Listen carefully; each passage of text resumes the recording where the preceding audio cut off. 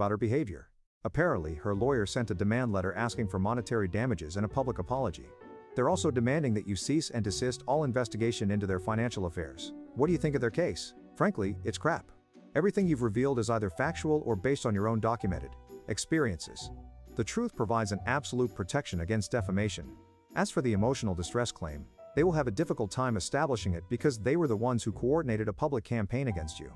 In this context, interference with family relationships is not a valid cause of action. You cannot be sued for exposing criminal behavior simply because the culprits are connected to you. My attorney hesitated.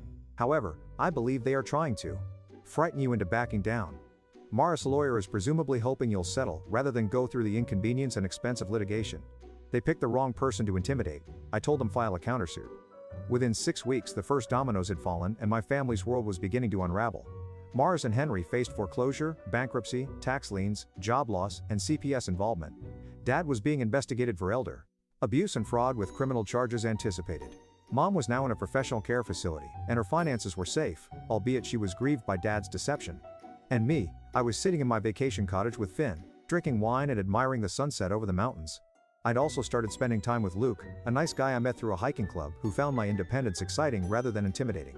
Maris called me dozens of times. So did Dad. Even relatives who had stood by and watched my humiliation began to reach out, anxious about family unity and forgiveness. I blocked them all. Mom was the only person I kept in contact with, and I visited her at the care facility on a regular basis. She was experiencing more good days than bad. And on her good days, she was grateful that I had protected her from her father's financial abuse, even if she was very grieved by his treachery. I always knew you were the strong one, she said on one of our visits. I just wish I'd have been brave enough to recognize what was happening sooner.